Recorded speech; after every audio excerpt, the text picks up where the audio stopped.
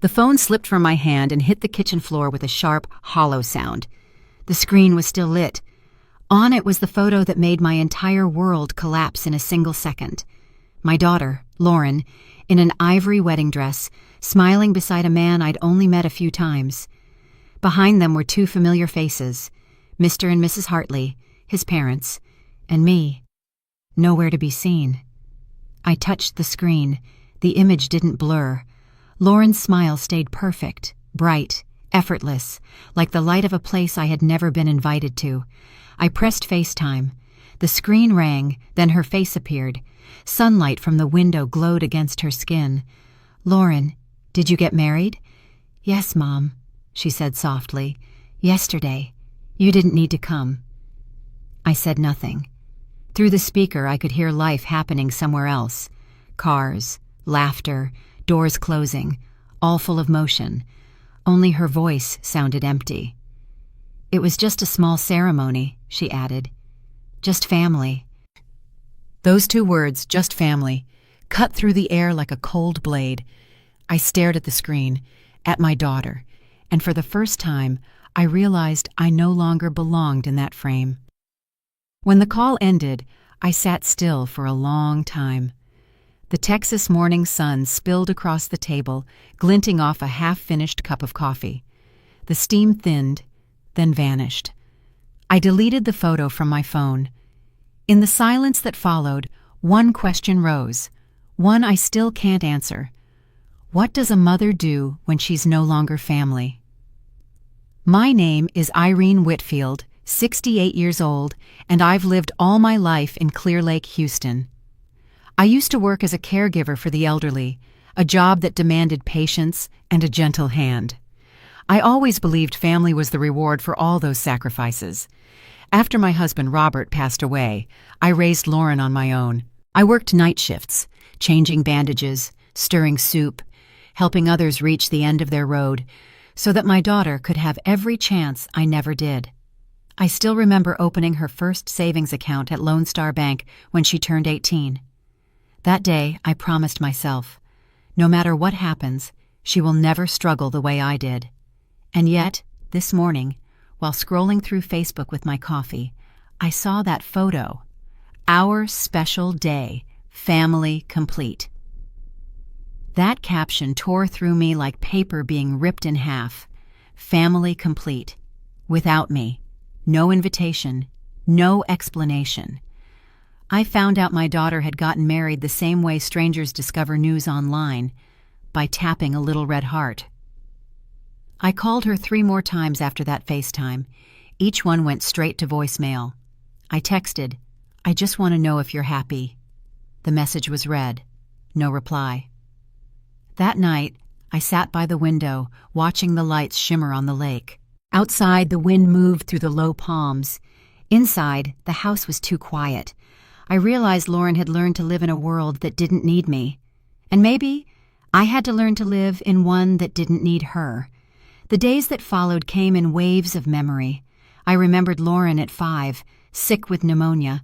I'd just finished a night shift at the nursing home, rushing to the pharmacy, then home again to watch her breathing. For 3 nights, I slept 2 hours at most. When she finally recovered, she wrapped her arms around me, nose red and warm. "Mom," she said, "when I get married, you'll be the prettiest bridesmaid, okay?" That sentence stayed in my heart for over 20 years, glowing like a tiny promise of childhood. I remembered, too, when she turned 16. I'd saved for 2 years, canceled my trip to New Orleans, just to throw her a big birthday.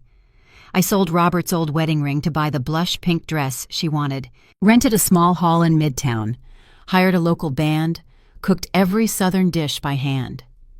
That night she danced and laughed, golden light spilling through her hair. I stood there watching, thinking, these sacrifices will be remembered someday. But memories, like the light on the surface of Clear Lake, only shimmer when you stand at the right angle. Turn away, and they disappear. Just like she did this morning. That night, I sat in the living room of my lakefront villa, holding a coffee cup with a tiny crack along the rim, and knew something had broken. Not the cup, but a part of me. And in that silence, another woman began to awaken, one no longer afraid of being left behind, ready to let go, ready to live the rest of her life for herself. That day, Lauren said I was the best mother in the world, that she would never forget everything I had done for her. Guests smiled and whispered that you could see love in every detail of the party.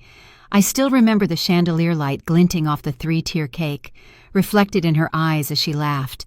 I also remember the years I lived entirely for her. The 5 a.m. mornings, making breakfast, brewing coffee, then hurrying to my first shift at St. Gabriel Nursing Home. In the afternoons I came home, wiped down the kitchen, cooked dinner, sat beside her while she studied.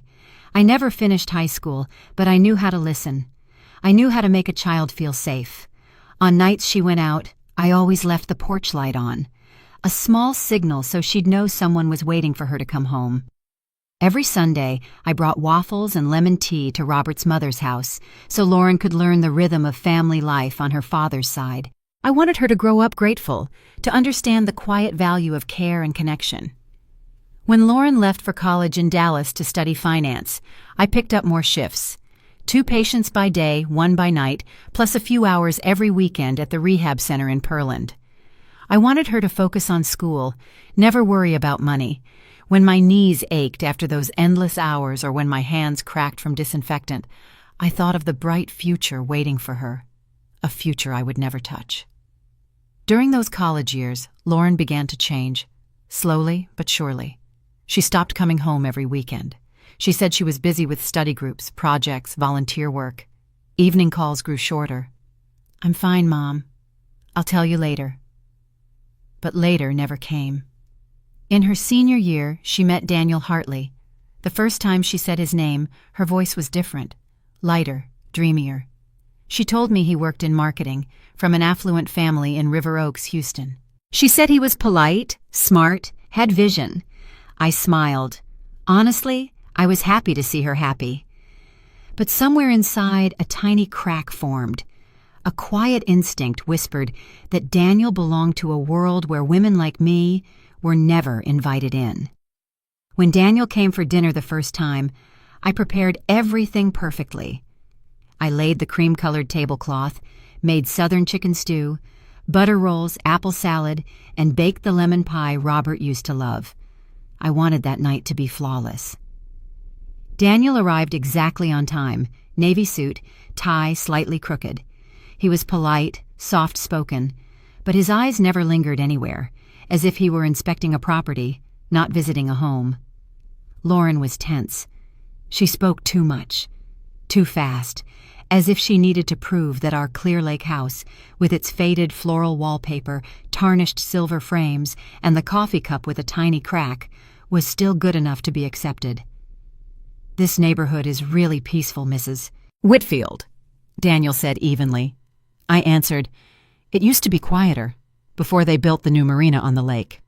He smiled, but his gaze drifted toward the framed photo of Robert holding the villa's blueprint years ago. "Beautiful home," he added. A compliment. That sounded more like an appraisal. After he left, Lauren closed the door and said softly, "Mom, I think you asked too many questions." I looked at her, surprised. "I just didn't want him to feel awkward," she explained quickly. "Not everyone talks about family things the first time they visit." Her tone was gentle, but something in it made the room feel smaller. That was the first time I felt myself becoming part of a past she wanted folded away. After that night, Daniel came less often.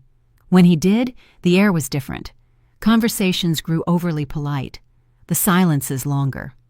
Lauren spent more time at his place, coming home later each week. Sunday dinners began to vanish. First it was, "I'm busy with homework," then, "I'm going out with Daniel," and finally, only the sound of an empty chair beside the table. Every time I asked, she gave the same answer. "Daniel and I have plans." Plans. A word she used for everything. Work, marriage, a future that no longer included me. When Lauren graduated, I was so proud I cried through the entire ceremony. She was the first in our family to earn a college degree. Afterward, we celebrated at a fine restaurant in downtown Houston. crystal chandeliers, soft jazz, white linen tables. I sat across from her, saw in her eyes the reflection of a woman stepping into her own world, and knew her road would keep moving farther from mine. When the check came, I placed my credit card on the table. Lauren quickly said, "Let me handle it." I smiled, but inside I knew it wasn't courtesy. It was a boundary. The first line drawn between two worlds, where a mother was no longer the center, only the figure standing outside the glass, watching her daughter's reflection shimmer in the light. From that night on, I began writing in the green leather journal Robert once gave me. On the first page I wrote, "New start, August 2024. Back then, I didn't know those small words would become the greatest promise of the rest of my life. It was strange, because Tuesday mornings had always been our mornings, ever since Lauren was little. It was the one day each week I didn't work a shift at St. Gabriel Nursing Home. "Wednesday, maybe?" I asked, trying to sound casual. "I'm not sure, Mom. Let me check my schedule and call you." But she never called, and I, as always, sat waiting for a call that never came.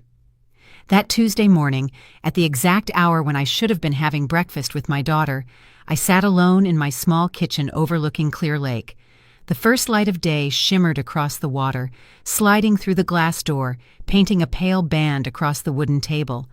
I poured coffee, bit into a pastry, and unlocked my phone to scroll through friends' photos. And there, among ordinary posts, I saw the picture that changed everything. Lauren, in a white wedding dress, her smile soft yet distant. Beside her stood Daniel Hartley, in a navy suit. Behind them, I recognized Thomas and Margaret Hartley, Daniel's parents, standing shoulder to shoulder, elegant and radiant, the only witnesses to that moment. The caption read, "Finally married. Thank you to our families for making this day perfect." Families, plural. But I wasn't one of them. I wasn't in the photo, not in the thanks, not in the story that should have been mine too. I read every comment. Lauren's colleagues congratulating her, Daniel's coworkers sending praise, distant relatives asking why it was such a secret. But no one mentioned my absence, as if I had never existed, as if 30 years of motherhood were a footnote quietly deleted from my daughter's life. I sat in silence for hours, checking my phone, waiting for a message, an explanation, any sign that I was still Mom. Nothing. By noon, Lauren posted again. A photo by the ocean, wedding band gleaming, captioned, "Honeymoon, new beginnings." I stared at the screen until my eyes blurred. I thought I was used to silence, but not this kind. This was the kind of silence that tells you you've been erased. That night, I lay on my old bed, ceiling flickering with reflections from the lake, and I finally understood what my heart refused to admit. Lauren hadn't forgotten me. She had excluded me.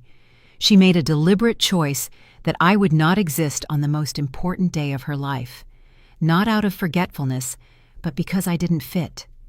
Something inside me separated quietly, cleanly, and in that instant, I knew my old life had ended. But what Lauren didn't know was that the mother who had spent her life stepping back had also learned how to stand alone. I, Irene Whitfield, carried more than years of exhaustion. I carried a strength I had forgotten was mine, a silent dignity that never died, only slept in the hearts of gentle women. The woman who rose from that bed the next morning was no longer someone who waited for phone calls. She was someone who understood that certain absences speak louder than any explanation, and that sometimes the greatest act of love a mother can give is to stop enduring. That night, the city of Houston was unusually quiet. I heard the living room clock, each tick echoing like a countdown.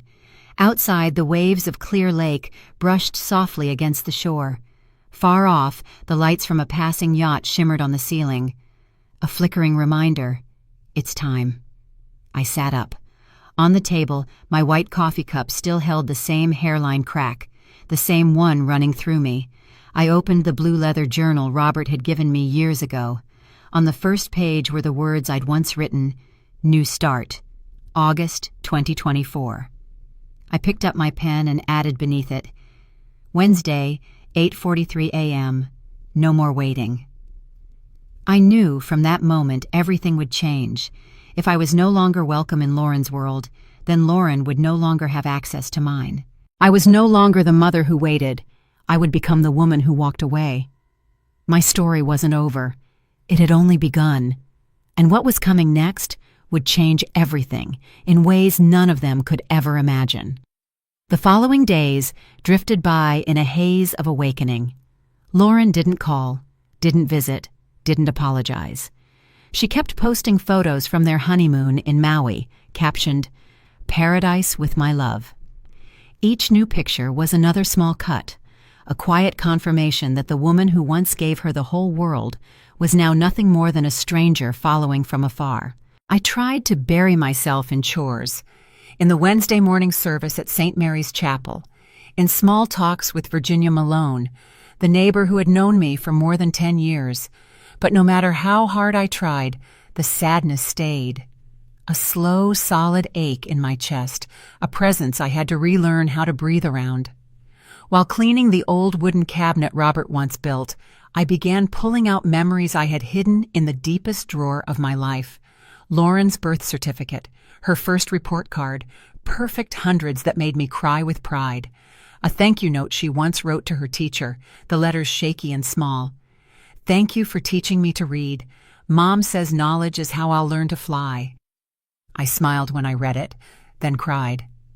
I remembered the nights I worked at St. Gabriel, coming home at sunrise just in time to make her a cup of cocoa before school.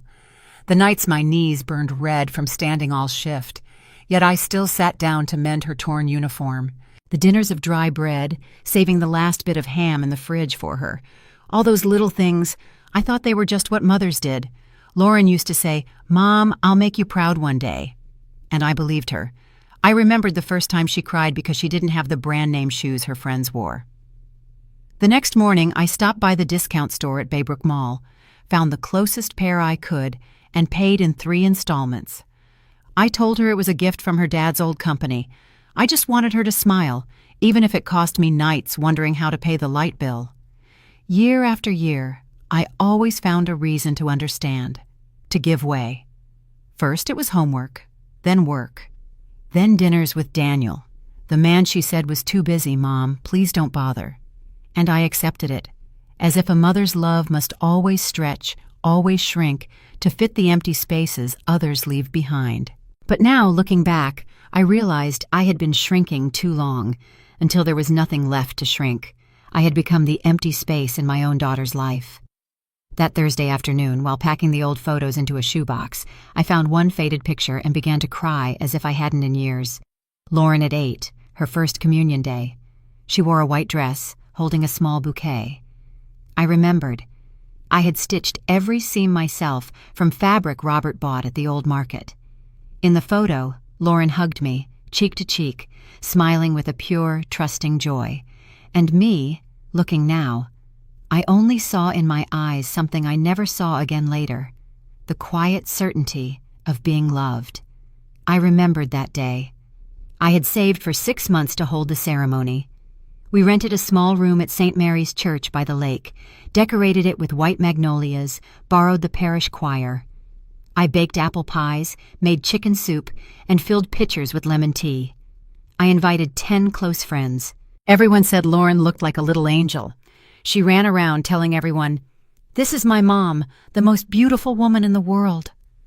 That night, after everyone left, she climbed onto my lap and whispered, "When I grow up and have parties of my own, you'll always be the most important person." I held her tight, and for years afterward, every time I looked at that picture, I could still hear that promise echo inside me. But the promise is gone now. I don't know when, maybe somewhere between project deadlines, fancy dinners, and the words "I'm too busy, Mom." I became an outsider. The woman who was once the most important was no longer worth telling that her daughter was getting married. I turned to another photo, Lauren's Sweet 16 at Riverside Hall. I had worked an entire year to pay for it. Day shifts at the home, night shifts in the rehab unit, weekends selling pastries with Joanne at the lake market. I wanted her to have a real night of youth. I still remember the soft jazz, white and blue balloons, light shimmering across the glass walls. Lauren danced with her friends, dress twirling, light sparkling in her hair. I stood at the back of the room, watching, and thought, every hardship had been worth it. She was happy. And that was enough for me. That night, after everyone had gone, Lauren and I cleaned the tables, packed leftovers. She laughed and said, "Mom, when I have my own life, you'll still be the first person I call, okay?" I remember nodding, not knowing that promise would be the one I'd wait for all my life and never receive. Now, sitting among these photos, I realized time had quietly closed what my heart kept trying to reopen. The little girl who once said, "Mom, you're the most beautiful woman in the world," had grown into someone living in a world where I no longer belonged. I closed the box. My hands trembled slightly. In that photograph, Lauren and I were dancing together, mother and daughter, to the soft jazz I'd hired for her Sweet 16. She had chosen "What a Wonderful World." She said it was our song. "Mom, you used to play this every morning when I was sick. You said music heals, and I believe that." I remember laughing, pulling her close as the melody wrapped around us, feeling her heartbeat pressed against my chest. "I want everyone to see how much I love you," she said. Those words echo now like the distant hum of a life that no longer exists. How did I, the woman who once held her through fevers, become the one erased from her life's frame? I kept sorting through the box and found a small envelope, sealed with pale pink tape. Inside was a letter Lauren had written when she turned 18, the night before she left Houston for college in Austin. The handwriting was round, careful, lined with tiny drawn hearts. "Dear Mom, tomorrow I start a new chapter, but I want you to know none of my successes would exist without you. You're my hero, my example, the bravest woman I've ever known. When I grow up, I want to be a mother like you, loving, selfless, family first. I love you with all my heart, and you'll always be the most important person in my life. Your daughter, Lauren." I read it 3 times before I believed what I was reading. That the same person who wrote those words was the one who erased me from the most important day of her life. The same daughter who once promised I would always be the most important. I sat on my bed, the letter trembling in my hands, and cried like I hadn't since the day I buried Robert. I cried for the girl who wrote it, and for the woman she had become. I cried for the dream of being a bride's mother, of helping choose the gown, pinning her hair, standing in the front row as she said her vows. I cried for all the years I'd believed that my love was strong enough to keep us close. But when the tears ran dry, anger came, a kind of anger I never knew lived inside me. How could she do this to me? After everything I gave, how could she be that cruel? I gave up youth, dreams, health, so she could have everything I never did. I worked double shifts at the nursing home, caring for strangers so Lauren could study at the best schools, wear decent clothes, step into a world I could only see through glass. And now, in return, she gave me silence. Perfect, cold, polite silence, the kind they call distance. Yet when the anger faded, something worse took its place. Shame. I began to wonder if I was the problem. Had I held on too tight? Been too plain, too small for the life she built? I remembered meeting the Hartleys at their River Oaks Christmas party 3 years ago. Margaret, with her refined smile and soft, chilly tone. Thomas, with his polished watch and polite eyes. When I mentioned I worked as a caregiver at St. Gabriel, she simply nodded. "How noble," she said, then turned to discuss Florence. I didn't understand that look back then. Now I do. It was a blend of pity and distance. To them, I wasn't Lauren's mother, just a relic from a past their daughter-in-law was too polite to erase completely. I stood from the bed and looked at myself in the mirror. There she was, Irene Whitfield, 68, silver hair, sun-touched hands, calluses tracing the years spent lifting, cleaning, helping others while forgetting herself. I wasn't elegant like Margaret Hartley. I didn't travel the world, didn't know wine or Broadway shows. I only knew how to brew coffee, keep promises, and do right by family. But did that make me worth less? Did it justify my own daughter treating me like a stranger? That night, I couldn't sleep. I sat in the living room, listening to the wind off Clear Lake brush the window frame. Robert's old clock ticked on the table, its second hand steady and patient. I wondered how blind I'd been, not to see the signs, the canceled plans, the averted eyes, the "I'll call you later" that never came, the empty words I believed, because I wanted to believe. Maybe truth never strikes like lightning. Maybe it seeps, like water through stone, slow but irreversible. And as I sat there, under the dim light, Lauren's letter still open on the table, I knew something inside me had died. But something else, silent, sharp, and unbreakable, had just begun to wake. Family dinners grew rare, phone calls got shorter, visits had to be scheduled, like meetings. Everything happened slowly, almost elegantly, so that I didn't realize I was being written out of Lauren's life, methodically, gently, with perfect politeness.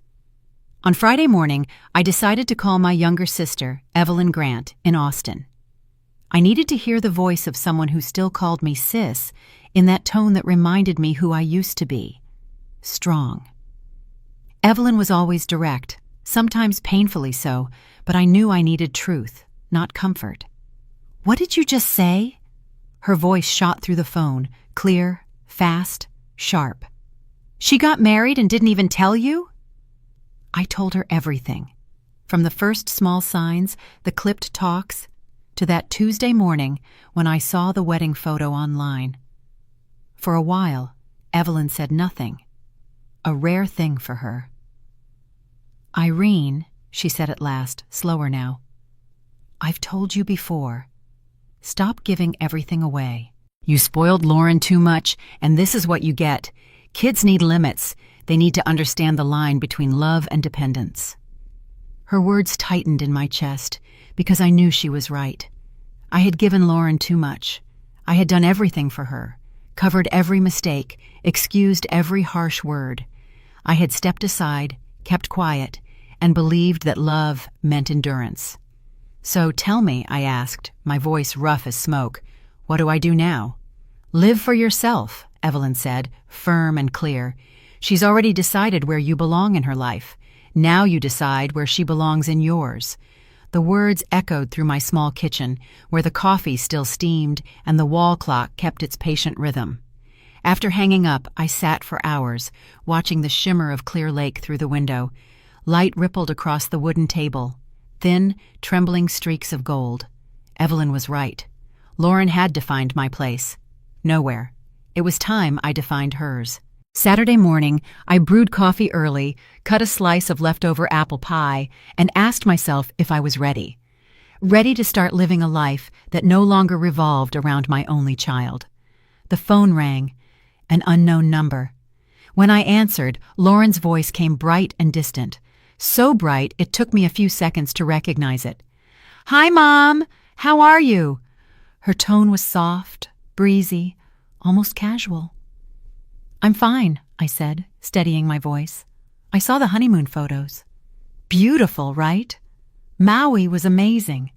Daniel and I want to come by this afternoon and tell you all about it." Tell me all about it. After 2 weeks of silence, after cutting me out of her wedding, she wanted to tell me all about it, as if I were a friendly neighbor, nothing more. "What time?" I asked. 5 o'clock, okay? We brought some gifts for you." Gifts, as if a few souvenirs could fill the hollow space she had created. "All right," I said quietly. "I'll be here." I set the phone down and sat motionless for a long time. Part of me felt relief. I would finally see her, hear her voice, know she was well. But another part, the one widening like a crack in glass, burned with anger. Anger at the ease, the careless grace with which she thought everything could be fixed by a story and a gift. I spent the afternoon cleaning, dusting photo frames, changing the tablecloth, brewing a fresh pitcher of lemon tea. It was what I always did whenever Lauren came home. I wanted everything to look perfect. But as I scrubbed the counter, I suddenly stopped. I looked at my hands, rough, darkened, lined with years, and asked myself, why am I still doing this? Why was I preparing for someone who no longer saw this place as home? The clock struck 5. A car engine stopped outside the gate. Footsteps. Laughter. Familiar, faint. The door opened. Lauren stepped in, her skin sun-kissed, hair tied neatly back, sunglasses resting on her head. Behind her was Daniel, wearing that polite smile. The kind people wear when they know they're not truly welcome, but still want to look pleasant. "Mom!" Lauren exclaimed, throwing her arms around me as if we were two old friends reunited. "I missed you so much. Look, I got a tan from the island sun." I hugged her back, inhaled deeply, and caught the faint scent of expensive perfume in her hair, a far cry from the soft, clean fragrance she used to wear when we lived together in Clear Lake. Everything about Lauren was different now. The clothes, the hair, even the way she spoke. It was as if the Lauren Whitfield I had raised had been replaced by a newer, shinier version, one with no trace of me in it. "Sit down, you two," I said gently. "I made lemon tea and picked up an apple pie from Woodshore this morning." "Oh, that looks amazing, Mom," Lauren said, but I noticed she only brushed her fork against the crust. Maybe she didn't eat things like that anymore. Maybe her new refined life didn't have room for pies from a neighborhood bakery. "So," I said, taking the seat across from them in the living room overlooking the lake, "tell me everything. How was the wedding?" Lauren glanced at Daniel, then back at me. "It was beautiful, Mom. Simple, just how we wanted. Nothing extravagant." "Where was it?" I asked, though my chest already tightened. "At a small chapel in River Oaks, near Daniel's parents' home. It was intimate, private, just us and them. Just them, not me. No mention of the woman who spent 30 years preparing for that moment." "And why didn't you tell me?" My voice trembled, the words scraping my throat. Lauren sighed, offered a half-smile tinged with guilt. "Everything happened so fast, Mom. We suddenly had the perfect day, so we just went for it. You know me. I've never been one for big parties." I almost laughed. Lauren had always loved celebrations, graduations, birthdays, any excuse to gather people and light up a room. But now, when it came to her own wedding, she called it private. "But Mom," she continued, voice soft as mist, "that's why we're here today, to celebrate with you. Look, we brought you some gifts." She opened her tote bag and began pulling things out one by one. A seashell keychain, a ceramic mug that read Maui, an embroidered handkerchief, a few coconut chocolates, souvenirs bought in a hurry at the airport, probably after someone said, "Oh, don't forget something for Daniel's mom, and yours." "Thank you, sweetheart," I said, smiling, though each trinket landed like a quiet bruise inside me. We sat for nearly 2 hours, talking about their honeymoon, the blue water, the fine restaurants, the photos by the rocks at Waikiki. I nodded, asked polite questions, said the right words, but inside everything was cracking. It felt like listening to two strangers, not my daughter. When they finally stood to leave, Lauren hugged me again. "Next time, you have to come to see our new apartment, okay?" Daniel smiled. "You'll love it, Mrs. Whitfield. We've got a balcony overlooking downtown." And they left with laughter, leaving behind a quiet room and a table of untouched gifts. I stayed seated. The sunset spilled through the window, reflecting across the tea table where 2 cups sat, half empty and cold. I looked at the souvenirs spread out before me. The mug, the scarf, the candy. Tokens of a relationship that used to be whole. Each one whispered the same thing. "Here's your part, Mom. Small, neat, enough." I gathered them gently, wrapped them in a kitchen towel, and placed them in the buffet drawer. A drawer I knew I'd never open again. That night, I didn't cry. I just sat still, listening to the wind drift across Clear Lake, and felt something new form inside me, not sadness, but understanding. I understood now. If Lauren could live the biggest moments of her life without me, then I could live the rest of mine without her. Not out of anger, but out of respect. I had loved her every way I knew how. Now I would love myself in the only way left, by letting go. When the clock struck midnight, I opened the blue leather journal that Caleb Norris had given me years ago and wrote on a fresh page, "New start, August 2024. Then I added beneath it, "The day I chose peace." And in that moment, the old Irene Whitfield, the mother who waited for calls, who feared being a burden, faded quietly into the past. The woman who woke the next morning didn't wait for anyone. She brewed coffee for herself, opened the window to the early light, and watched the gold shimmer on the surface of the lake. That Sunday, Clear Lake was calmer than usual. And I knew the real story of my life was just beginning. Sunday dawned clear over Clear Lake, the water reflecting a calm blue sky that felt nothing like the storm inside me. I woke earlier than usual, 5 a.m., and for the first time in weeks, my chest didn't feel heavy the way it had since the day I discovered Lauren's wedding. Instead, there was something else, a cold, clean clarity I hadn't known before, as if during the night I had quietly crossed through some unseen threshold, as if Irene Whitfield, the woman who had spent her whole life waiting for others to decide where she belonged, had finally awakened from a very long dream. I poured myself a cup of black coffee, no sugar, stronger than usual. I needed every bit of focus for what was coming.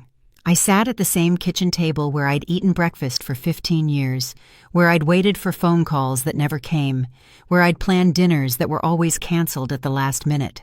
But this morning, that table wasn't a monument to waiting or disappointment anymore. It was the place where Irene Whitfield would make the most important decision of her life. I took out the blue leather journal, the one where I'd once written doctor appointments for Lauren, ballet recitals, birthday parties. Now those yellowed pages would hold something entirely different, a deliberate plan to leave a life where I was no longer welcome. On the first page, I wrote, "Independence Plan, Irene Whitfield, August 12, 2024. The words looked strange in my shaky handwriting, but they felt truer than anything I had ever written. The first item on my list read, "Assess assets." After decades of work and sacrifice, I had managed to save a modest amount. Not wealth, but enough. There was my savings account from a lifetime of labor, this small home on Clear Lake, its value growing with each passing year. And something Lauren had never known. A private account I had been quietly funding for years, with the extra hours I worked on weekends at the care center. I opened that account on the day Lauren turned 18, believing it would be my wedding gift to her. Each deposit I made, I imagined the day I would hand her the envelope and say, "Sweetheart, this is so you can begin your marriage without debt, so you can have a home of your own and never struggle the way I once did." For 10 years, I had built that account around the illusion of her smile. But now, after being erased from her wedding, that money would have a very different purpose. The second line I wrote, "Research housing options." I couldn't stay here, in this house where every corner whispered the years I spent waiting, where every ring of the phone made me hope Lauren wanted to make peace. I needed a new space, one that was fully mine, a place where I could build a life that didn't depend on crumbs of affection from the daughter who'd already turned away. I remembered what Mrs. Carter, my neighbor across the street, once told me about her sister who moved into Willow Harbor Community in Clear Lake. "It's wonderful there, Irene," she had said. "There's company, activities, safety, and people your age. My sister says she's never felt freer." Back then, I thought such places were for people without families. Now I understood. They were for people who chose to take care of themselves. The third item I wrote, and the hardest, was this: gradually cut contact. I couldn't just disappear overnight. That would create unnecessary drama and hand Lauren an easy excuse to justify what she'd done. My mother always overreacts. That's why we had to keep things from her. No, my departure had to be quiet and dignified, the same way I had once stepped into Daniel Cross's life, gracefully, respectfully, but firmly. After breakfast, I showered, then slipped into the navy blue dress I usually wore for Sunday service at St. Gabriel. But this morning, I wasn't going to church. I was about to begin the most important investigation of my life. I picked up my handbag, placed the blue leather journal inside, and walked out the door with a determination I hadn't felt in years. My first stop was the bank. It felt strange walking down the familiar streets of Clear Lake, the place I'd lived for nearly 40 years, knowing each step was taking me further from the life I used to know. Caleb Norris, the banker who had managed my account for over a decade, looked surprised to see me on a Sunday morning. "Good morning, Mrs. Whitfield," he said, smiling, his glasses catching the reflection of the counter lights. "Everything all right?"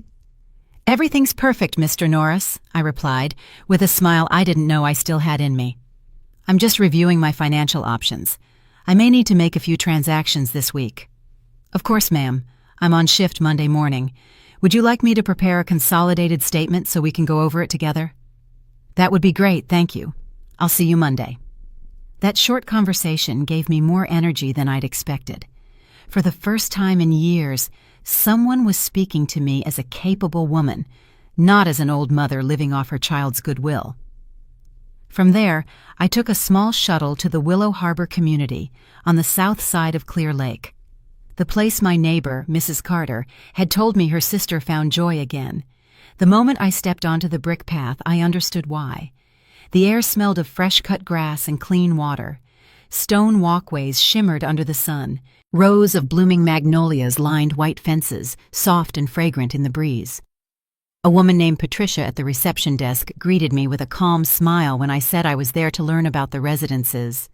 "I'm so glad you stopped by," she said warmly. "We've just had 2 lovely cottages open up. Would you like a quick tour?" I nodded. For the next 2 hours, Patricia led me through rows of cream-colored homes. Each one was neat and bright, just enough for one person.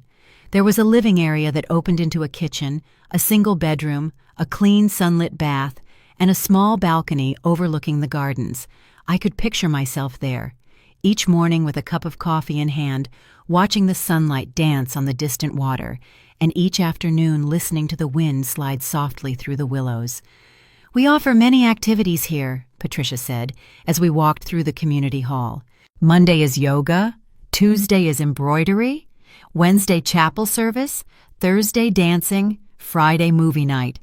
Weekends we go on excursions, sometimes to Galveston, sometimes to Austin." Every activity she mentioned felt like a doorway into a new world, one I'd never entered, because I had spent my entire life inside someone else's schedule. "Can I ask?" I said quietly. "Are people here happy?" Patricia looked at me, then nodded gently. "Most residents come here after complicated family stories. Some lost their partners, some have children who live far away, and some just want a little more freedom. At first everyone carries sadness, but after a few months they begin to change, happier, lighter, and, how should I say this, more alive." That word stayed with me. Alive. How long had it been since I truly felt that way? How long had I been surviving instead of living? "And what are the requirements to move in?" My voice came out smaller than I intended. "Quite simple," Patricia replied.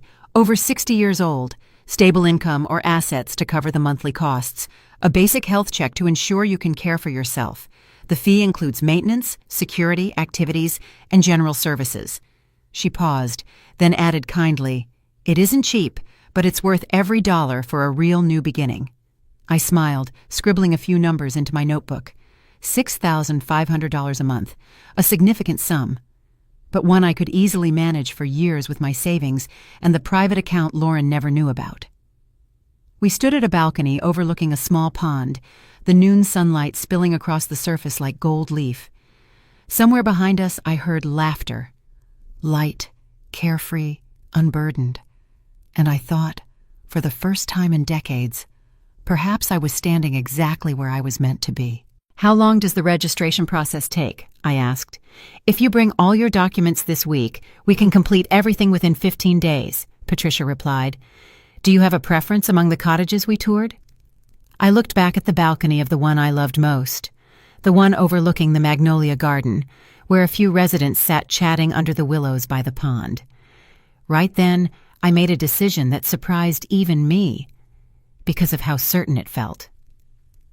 "I'll take the one facing the garden," I said without hesitation. "Wonderful choice," Patricia beamed. It's one of our most popular cottages. Here's a list of the documents you'll need to bring and a copy of the contract for you to review. I went home that afternoon feeling light as air. It was a feeling I hadn't known in years. Genuine hope. Not hope that Lauren would change or that things would return to what they once were, but hope for a life shaped only by my own decisions.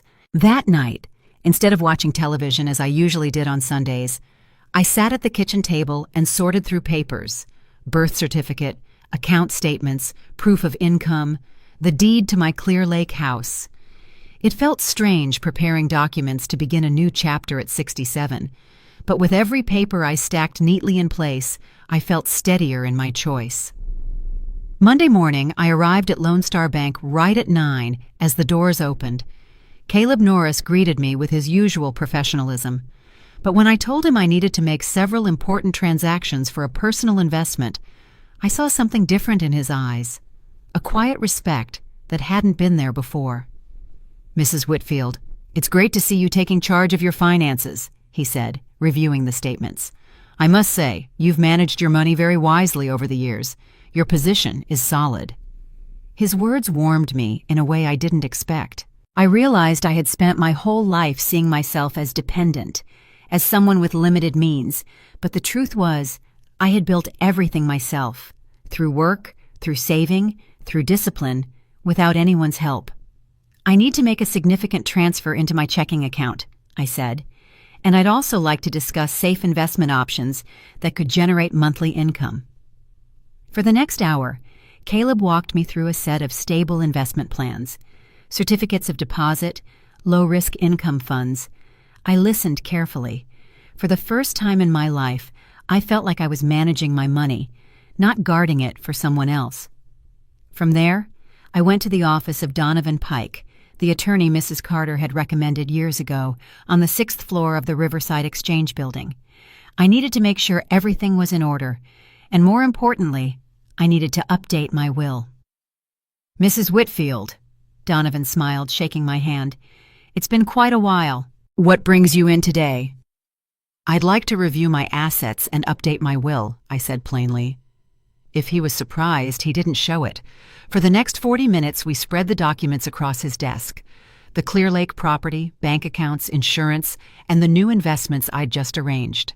Seeing them all together, a single realization became clear. I had built a foundation. Not through anyone's generosity. Not through my daughter. Not through waiting for approval. "Do you have any specific changes in mind for the will?" Donovan asked. "Yes," I said at once. "I want 50% of my estate to go to a fund supporting single working women, those starting over after 50. The other 50% to my daughter Lauren, but with one condition." He looked up. "What condition is that?" "She can only receive her inheritance after she writes me a letter." In her own words, explaining why she made the choices that brought our relationship to where it is today. "She doesn't need to apologize to me," I said evenly. "She just needs to be honest about her reasons. The letter must be sent to you as a witness. Whether I'm alive or not, she has to write it by hand." Attorney Donovan Pike took careful notes. "That's a very meaningful condition, Mrs. Whitfield. It gives your daughter a chance to reflect on her actions without forcing reconciliation." "Exactly," I said. "I'm not seeking revenge, Mr. Pike. I just want my daughter to understand that every action carries a consequence, even when the one who causes the pain is a child and the one who bears it is a parent." When I stepped out of the Riverside Exchange Building, I felt like a different person. I had reclaimed control of my finances, secured my future, and drawn a line between Lauren and me, a boundary that would remain even after I was gone. The following days passed in a steady rhythm of purpose. I hired a moving service to assess the furniture, deciding to keep only what I truly needed: clothes, a few small pieces, some framed photos, and the keepsakes that still held meaning. Everything else I would donate or sell. The hardest room was Lauren's. Her certificates, books, graduation dress, music box, everything she had left behind when she moved out. In the end, I packed them carefully into cardboard boxes, labeled each one, and sent them to a small storage facility near her apartment complex. If she ever wanted them, they'd be waiting. If not, that was fine too. That week, Lauren called me twice. Both conversations were polite, but distant. She talked about her new job in downtown Houston, the dining set she'd just bought, and a dinner she'd had with the Cross family. I listened, asked the right questions, but said nothing about my plans. For the first time in years, I had secrets of my own, and they mattered. "Are you all right, Mom? You sound different," she asked during the second call. "Everything's perfect, sweetheart," I said honestly. "I'm just rearranging a few things around the house, you know." "Do you need me to help?" Once that question would have broken me. The illusion that she still cared, that I still mattered. Now it only showed that Lauren still saw me as someone who needed help, not someone capable of deciding for herself. "No, thank you, dear. Everything's under control." That Friday, I received a call from Patricia at Willow Harbor. My application had been approved. I could move in as early as Monday. That night, I stood in the middle of my empty house, boxes sealed, furniture covered in white cloth. No sadness, no nostalgia. Only one feeling I hadn't known in decades: excitement to begin again. Saturday morning, as I drank my final cup of coffee at the kitchen table where I'd once planned so many meals for Lauren, the phone rang. Her name lit up the screen.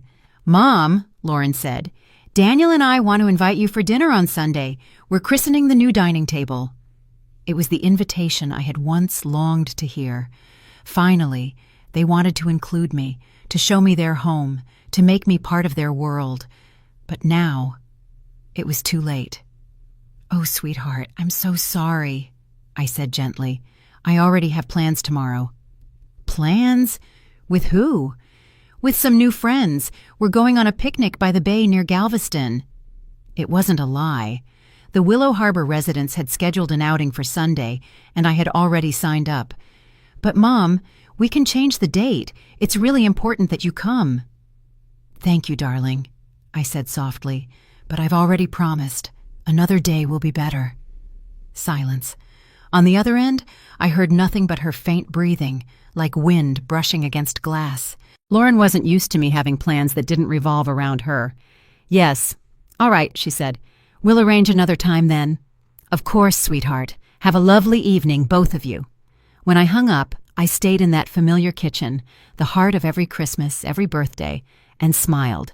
For the first time in my life, Lauren would have to adjust to my schedule, not the other way around. A small shift, but one that marked a transformation far greater. Irene Whitfield was no longer the woman who lived waiting to be included. I had become a woman with my own plans, my own joys, my own life. That Sunday evening, after a beautiful picnic in Galveston with my new friends from Willow Harbor, I came home and packed the last of my belongings.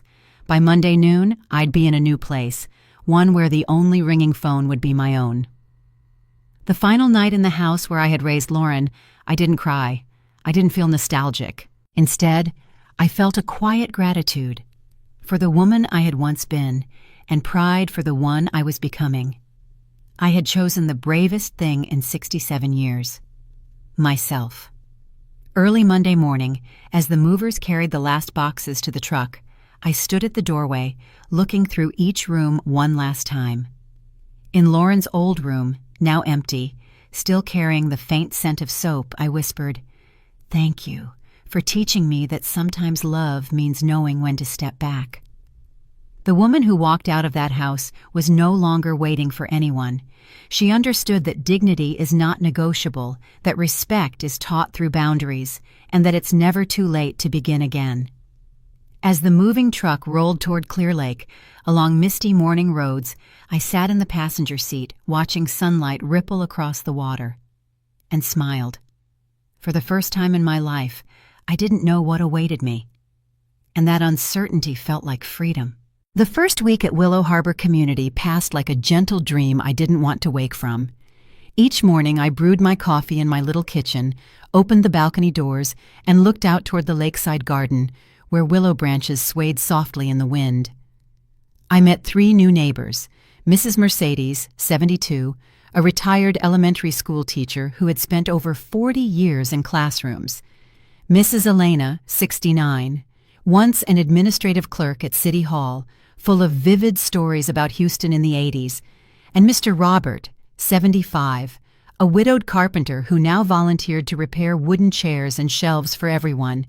It felt strange and wonderful to be seen for who I was, not for what I could do for someone else. At our first shared lunch, they asked about my life, my opinions, my plans. No one called me Lauren's mother. No one saw me as the difficult mother-in-law. Mom. I was simply Irene, a woman with her own story, her own dreams, her own voice.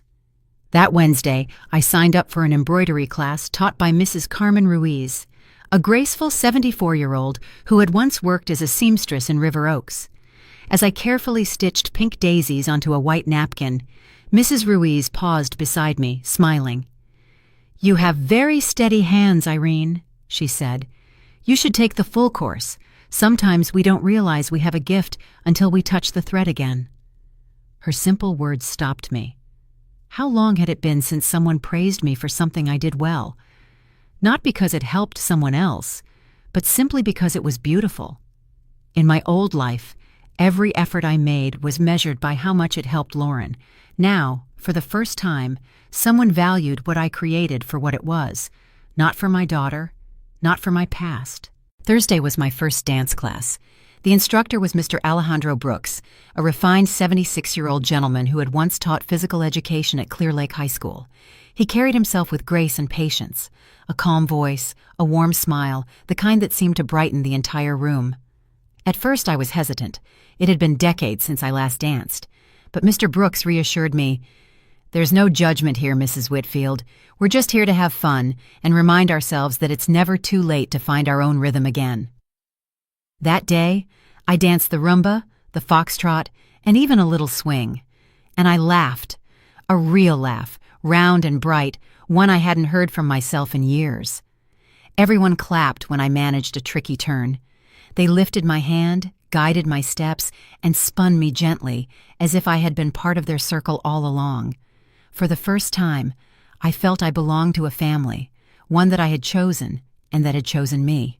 That night, I ate dinner alone in my apartment, but not once did I feel lonely. The phone rang. It was Lauren. "Mom, where are you?" Her voice was sharp, anxious. "I went to the house and it's empty. The neighbor said you moved. What's going on?" Her tone wavered between panic and confusion, a sound I hadn't heard since she was a little girl, lost in a supermarket, calling out for me. For a fleeting moment, my old instincts kicked in. To explain, to comfort, to make it easier for her. But the new Irene stayed calm. "I'm fine, sweetheart," I said gently, but firmly. "I've moved to a place that suits my age and my life better." "Suits you better? What does that mean? Why didn't you tell me first?" "Because it was a personal decision, one that didn't require your approval." Silence. Lauren wasn't used to me making choices on my own. All these years, she had lived freely, while expecting me to remain in place. "Where are you living now?" "In a place that brings me peace, dear. That's all that matters." "Mom, you're scaring me. This isn't like you. Are you angry with me?" Once that question would have undone me. I would have rushed to deny it, to reassure her, to say I loved her unconditionally. But now, I saw that question for what it was, a pull back into the role of the comforting mother she had outgrown, but still depended on. "I'm not angry, Lauren," I said slowly. "I'm just living my life." "Your life? What does that even mean?" "It means I've finally realized I have choices, plans, and joys of my own, and none of them depend on anyone's permission." Another silence. I could picture her standing there, in her bright apartment, phone in hand, trying to understand this version of her mother she had never met before. "Mom, Daniel and I are really worried. We just want to know where you are. Daniel and I." Always that phrase, as if they were one unit, deciding what was best for me. But this time, her voice was different. Not just irritated, genuinely concerned. "I'm at Willow Harbor Community, near Clear Lake." "Is that a nursing home?" The word made me arch an eyebrow, though it didn't surprise me. To Lauren, any place with older people was simply a place to wait for the end. No, sweetheart. It's a community for independent living. I have my own apartment, my own friends, my own activities. Activities? Her voice carried real disbelief, as if that concept had never existed before. Yes, Lauren, I have new friends, new things I enjoy, and days that no longer revolve around waiting for your call. The words came out light, but clear, and I didn't regret them. It was time for my daughter to face the consequence of the indifference she once thought was harmless. Mom, I have made time for you, she protested. Have you? I asked, my voice steady. Did you make time to invite me to your wedding? The silence that followed was long and heavy. For the first time, I touched the center of the wound, the truth we had both avoided. Mom, I told you already. It all happened so fast. It was just a small ceremony. Lauren, I interrupted softly but firmly, I don't need another explanation. What's done is done. I just want you to know I remember everything, and I still choose peace. I don't need apologies or explanations, I said, my voice calm and steady. I just need you to understand. Every decision has consequences. Consequences? Lauren asked quietly. The consequence, I said, is that I finally understand I'm not a priority in your life. And I've decided you're no longer the priority in mine. The words left my lips light as breath, but they landed with quiet weight. No anger, no resentment, only a kind of honesty so still it felt like freedom. Does that mean you don't want to be my mother anymore? That question pierced me. In her tone, I heard the frightened little girl who once hated the dark, hidden inside the woman who had forgotten how to be gentle. But instead of softening, I simply exhaled. I'll always be your mother, Lauren, I said, but I won't be the kind of mother who waits for scraps of attention anymore. If we're to have a relationship, it must rest on mutual respect. And what would that even look like? She asked. It was the first time she had ever asked sincerely, not assuming, not commanding, just asking. I don't know yet, I admitted, but I do know it can't be what it used to be. When the call ended, I stepped onto the balcony. The wind off Clear Lake carried a trace of salt and humidity, blowing gently through the rows of golden lights that shimmered on the water below. I sat there for a long while, watching the reflections tremble like a new map of my life. It had been the hardest conversation I'd ever had, and the most necessary. For the first time, I'd said what needed saying without cushioning anyone's feelings.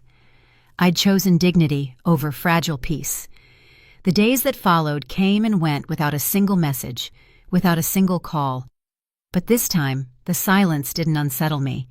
I was too busy exploring my new life, too occupied to wonder who wasn't thinking of me. Friday, I joined the Willow Harbor group trip to the Houston Museum of Fine Arts. Saturday, I attended my first yoga class and was amazed by how flexible my body still was. Sunday, after a small service in the chapel by the lake, I was heading back to my apartment when Patricia, the receptionist, called out, "Mrs. Whitfield," she smiled, "you have visitors, a young couple. They said they're family." My heart gave a quiet, quick beat. Not fear, just curiosity. When I entered the lounge, Lauren and Daniel were seated together on a turquoise sofa. Lauren looked anxious, her hands clasped tight, her eyes searching. Daniel seemed uneasy, like a man who'd rather be anywhere else. "Mom," Lauren said, rising, "thank you for seeing us." I smiled faintly. How strange it sounded. Thank you. As if she'd finally realized she no longer had the right to walk into my life uninvited. "Sit down," I said, gesturing to the chairs across from me. "How are you both?" "We're fine," Lauren replied, her voice unsteady. "We just wanted to see where you're living, to make sure you're comfortable." I glanced around the room, sunlight spilling through tall windows, plants thriving, the polished floor reflecting the soft lake light. Then I looked back at them. Two people who once treated me as an accessory to their lives, now here to ensure my comfort. "As you can see," I said with a small smile, "I'm very comfortable." It's Beautiful, Daniel murmured, finally speaking. Must be expensive, though. I understood. Not concern, financial fear, the quiet panic that I might be using up their inheritance. Luckily, I said gently, I can afford it. I've worked, saved, and managed far more than you realize. Lauren and Daniel exchanged a glance. Quick, telling, a look that confirmed they'd discussed money before coming here. Mom, Lauren began softly, we were just worried you'd spend too much living somewhere like this. I let out a small laugh, not mocking, but because I finally saw how the old pattern was breaking. Don't worry, I said calmly. Lone Star Bank has never had to worry about my savings. I poured 3 cups of tea, setting one before each of us. You know, I said, gazing toward the lake beyond the glass, it's easy to forget that money isn't the only thing worth managing. Boundaries, affection, self-respect, they all need balance too. Lauren lowered her head. Daniel shifted in his seat, unable to meet my eyes. Why would I ever run out of money? I asked, genuinely curious. Lauren hesitated, her eyes flickering. Because you always told me you had to save every penny. That money was never enough for much. She was right. I had said that. But what I had never explained was why it was never enough. Because I always put them first. Because I saved for their rainy days, not for my own dreams. Yes, I saved every penny, I nodded. But I did it to help you. Now I realize you don't need my help anymore, so I can finally use my money for the life that belongs to me. What do you mean we don't need your help? Daniel's voice cut in, taut. I mean you're adults, independent, capable. You've made big choices, including marriage, without asking for my input. If you're grown enough for that, you're grown enough not to rely on my safety net. The words landed quietly, like small pebbles breaking a still surface. Silence spread across the room. I saw them exchange a glance, then lower their eyes, as if realizing something simple yet sharp. They couldn't demand freedom and expect protection, too.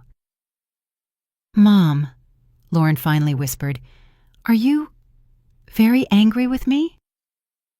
A child's question, and for the first time since the day she wore her wedding dress, I felt tenderness, but with limits. I'm not angry, I said truthfully. I'm sad, I'm disappointed, but above all, I'm at peace. Peace?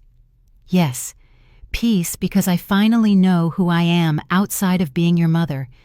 Peace because I can still be happy without needing anyone's permission. Lauren stayed silent, and I saw her eyes glisten. So, does that mean you don't love me anymore? I had been waiting for that question. No, sweetheart, I love you more than you think. But I've learned something important. Love doesn't mean letting someone disrespect you. True love has limits. It carries dignity. It requires respect. And Daniel nodded slowly, the first gesture free of defense. So what can we do to make things right? He asked. I looked at them. 2 young people who thought a visit and a few soft words might fix everything. There's nothing to fix, I said gently but firmly. I'm not broken. I'm not ill. I'm not acting out of anger. I'm simply living the life I deserve. But we can still be a family, can't we? Lauren asked, her voice trembling. We'll always be a family, I reassured her. But it'll be different now, built on respect, listening, and equality. Daniel leaned forward, genuine this time. How will we know what you expect from us? A fair question, and I appreciated it. Lauren knows, I said, meeting my daughter's eyes. She once knew how to treat her mother with kindness. She just forgot. She only needs to remember. Lauren nodded slowly, her lips pressed tight, as if for the first time she understood that there are no shortcuts to rebuilding what was lost. Can we call you sometimes? She asked softly. Of course, I smiled. But I won't always be free. I have my own schedule now. My classes, my outings, my commitments. Strange, how liberating it felt to say that aloud. For 67 years, I'd never had a commitment I couldn't cancel for my child. Now I did, and I felt no guilt at all. When they stood to leave, afternoon light streamed through the window, spilling over the turquoise sofa where we had just sat. They murmured the usual promises. "We'll call more often. We'll do better." I nodded, but didn't cling to them. No dramatic reconciliation, no tears, no embraces, just acknowledgement. For the first time, Lauren admitted the truth, that she had hurt me, and that healing would take real effort. I stayed behind for a while, quiet. The wind from the lake stirred the curtains, and in the brass-framed mirror on the wall, my reflection shimmered, small but clear. That night in the Willow Harbor dining hall, Mrs. Mercedes asked, "Did the visit go well, Irene?" I smiled. "Everything is exactly as it should be." And it was. I don't know if Lauren and I will ever be close again. Maybe we won't, but I know this. I am changed, completely. From now on, no matter what happens, I'll be all right. Because I finally learned that peace doesn't come from anyone's approval. It comes from choosing yourself. "Why would I ever run out of money?" I asked, genuinely curious. Lauren shrugged, her eyes flickering uneasily. "Because you always told me you had to save every penny. That money was never enough for much." She was right. I had said that. But what I had never told her was that it was never enough, because I had always placed them above myself, saving for when you might need it, never for when I wanted something. "Yes, I saved every penny," I nodded, "but I did it for you. Now I finally understand. You don't need my help anymore, so I can use my money for my own life." "What do you mean, we don't need your help?" Daniel cut in, his voice tightening. "I mean you're both adults, independent, capable, able to make your own choices, including big ones, like getting married without telling me." I spoke slowly, each word falling like a small stone onto the still surface of the water. "If you're independent enough to do that, then you don't need me to hold money aside for your emergencies anymore." Silence filled the room. They looked at each other, then down, as if realizing the simple, piercing truth. You can't demand freedom and still expect protection. "Mom," Lauren whispered at last, "are you very angry with me?" It was a child's question, and for the first time since the day she wore her wedding dress, I felt tenderness again, but this time with boundaries. "I'm not angry," I said, honest and clear. "I'm sad. I'm disappointed. But more than anything, I'm at peace." "Peace?" she repeated. "Yes," I said softly. "Peace, because I finally know who I am outside of being your mother. Peace, because I've learned I can be happy without needing permission." Lauren fell quiet, her eyes shining faintly. "Does that mean you don't love me anymore?" I'd been waiting for that question. "No, sweetheart," I said gently. "I love you more than you think, but I've learned that love doesn't mean allowing someone to treat you without respect. Real love has limits. It has dignity. It has mutual regard." Daniel gave a slow nod, the first look without defense. "So what can we do to make things right?" he asked. I studied them. Two young people who thought a visit and a few kind words might undo years of silence. "There's nothing to fix," I said softly but firmly. "I'm not broken. I'm not sick. I'm not acting out of bitterness. I'm just living the life I deserve." "But, we can still be a family, right?" Lauren's voice trembled. "We'll always be a family," I reassured her. "But it'll be different, built on respect, listening, and equality." Daniel leaned forward, sincere this time. "How will we know what you expect from us?" It was the right question, and I appreciated it. "Lauren knows," I said, meeting my daughter's eyes. "She once knew how to treat her mother kindly. She just forgot. She only needs to remember." Lauren nodded slowly, her lips pressed tight, as if for the first time she accepted there were no shortcuts to rebuilding lost years. "Can we call you sometimes?" she asked quietly. "Of course," I smiled. "But I won't always be free. I have my own life now, my classes, my trips, my commitments." Strange, how natural it felt to say it. For 67 years, I'd never had a commitment I couldn't cancel for my child. Now I did, and I felt no guilt at all. When they rose to leave, afternoon sunlight spilled through the window, washing over the turquoise sofa where we had just sat. Their soft promises echoed. "We'll call more often. We'll change." I nodded politely, but expected nothing. No grand reconciliation, no tears, no embrace, only acknowledgement. For the first time, Lauren admitted her fault, that she had hurt me, and that only real effort could mend what she'd broken. I sat for a while in silence. The breeze from the lake moved the curtains gently, and in the brass mirror on the wall, my reflection shone back, small but unmistakably clear. That night, in the Willow Harbor dining hall, Mrs. Mercedes looked up from her tea. "Did the visit go well, Irene?" I smiled. "Everything is exactly as it should be." And it was. I don't know if Lauren and I will ever be close again. Maybe not. But I know one thing for certain. I have changed. Completely. Whatever happens now, I'll be all right. Because I've learned that peace doesn't come from anyone's approval. It comes from choosing yourself.